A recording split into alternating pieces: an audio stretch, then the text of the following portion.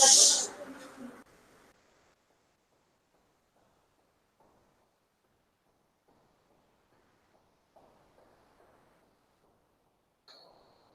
afternoon.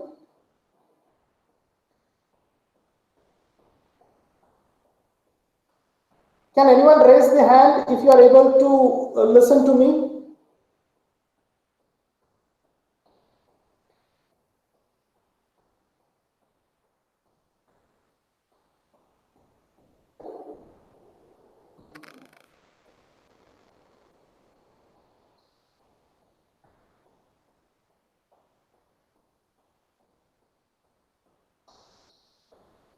Good afternoon.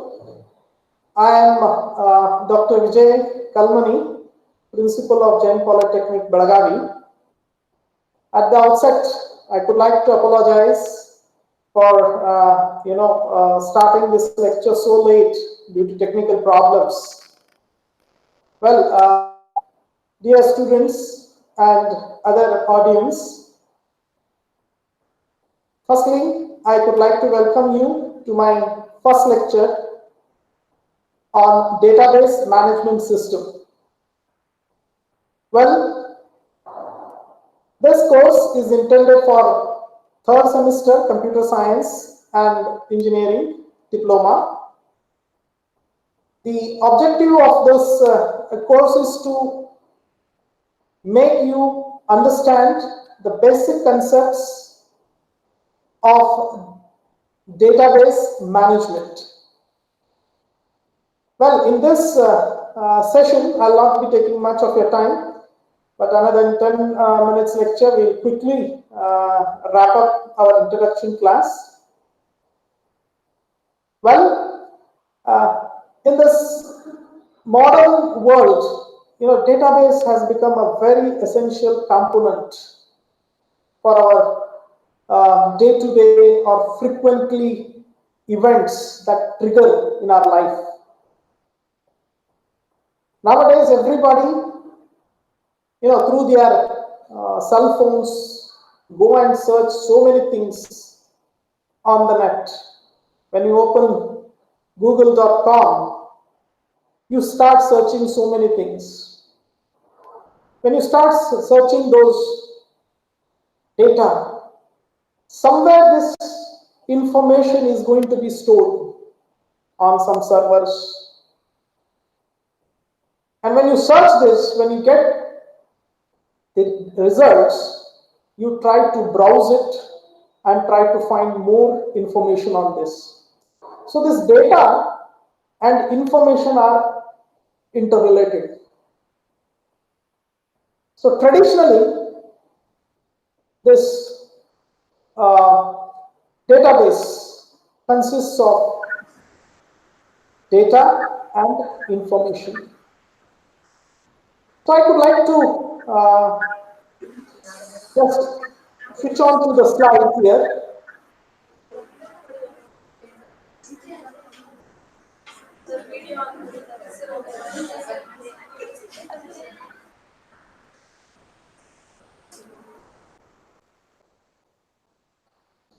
Well,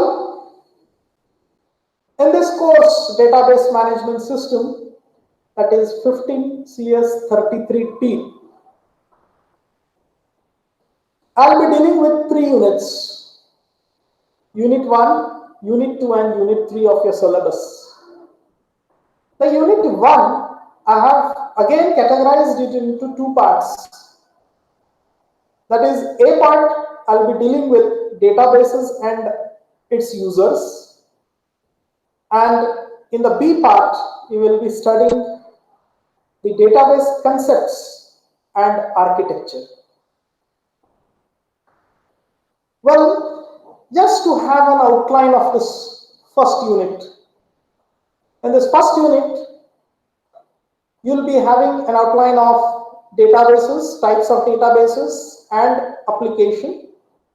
Some basic definitions, DBMS functionality, and of course, we'll see an example of a database that's as per your reference textbook, that is Fundamentals of Database Management System by Elsewhere and Navate. The example here taken is an university database. Also, we will see the characteristics of the database. Then we will learn about the database users. We will study them. Also, we will look on to advantages of using the database. And at the end of this part A, that is when to use databases.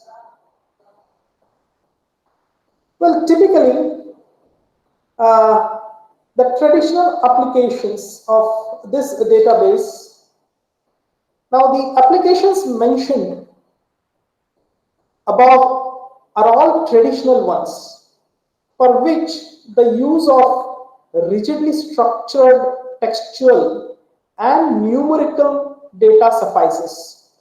Recent advances have led to the applications of database technology to a wider class of data. Examples include your multimedia database, and this multimedia database, again, it includes your pictures, your video clips, sound messages, and geographic databases involving your maps, satellite images. Some other examples like data warehouses, real-time and active databases. The best example is the video lecture what today is being recorded. The whole record of this video is going to be stored somewhere on the servers, which includes your voice data as well as the picture or the video clip.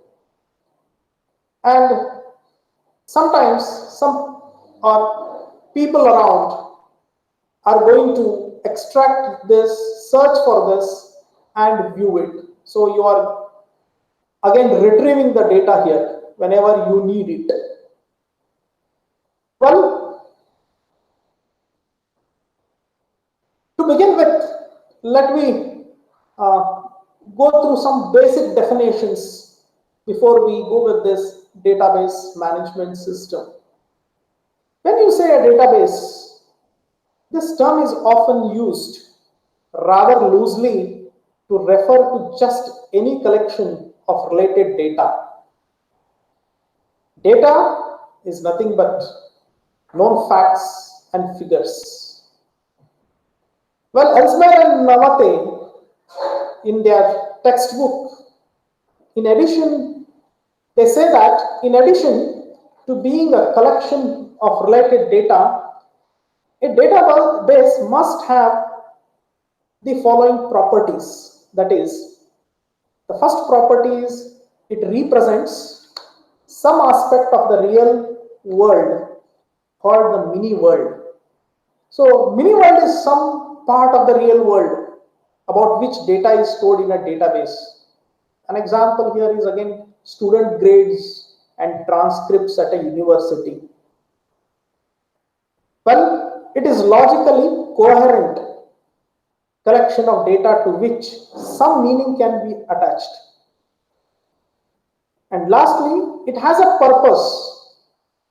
That is, there is an intended group of users and some preconceived applications that the users are interested in employing. Well, when you say a database, the database has to be managed. And to manage this, we need some type of package. We need some type of software. So the software package or the system that facilitates the creation and maintenance of a computerized database, we call this as database management system. Well, the database system software together with the database, sometimes applications are also included in this. Now, to summarize, a database has some source from which the data are derived. The source, like the mini world I said. Well, here is just one example of a simplified database system environment. You can see here, this is a database system. You have at the bottom the storage. At the middle level, you have the software which is used to access the database, store database, which will help you to write queries and process the programs. And then you have some type of application, a user interface, by which you can see the results. So this entire system is nothing but the database system. And this definitely it is going to be used or operated by these users or programmers.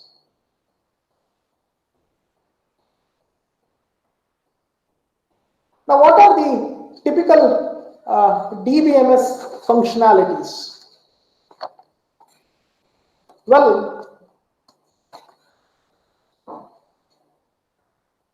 when you define a particular database in terms of its data types or structures and constraints,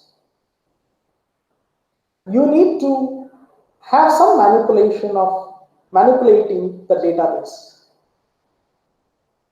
How do you manipulate the database? One is retrieval, that is, you are writing some queries. Queries is to get some results and you may need to insert or delete or update some contents in the database. Or also, you may access the database through some web applications. Well, before I go to my next slide, so previously I said, data is nothing but, it is a representation of facts, or you can say observations, whereas information refers to the meaning. Well, when we say data versus information versus knowledge, we have seen what is data. It represents facts and figures or observations. Information refers to the meaning. Knowledge, on the other hand, refers to the ability to use this information to achieve the intended ends, that is the results.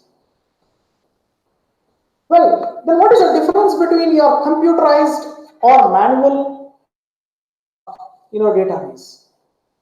Well, not surprisingly, this being a computer science course, our concern here will be with computerized database system as opposed to your manual ones.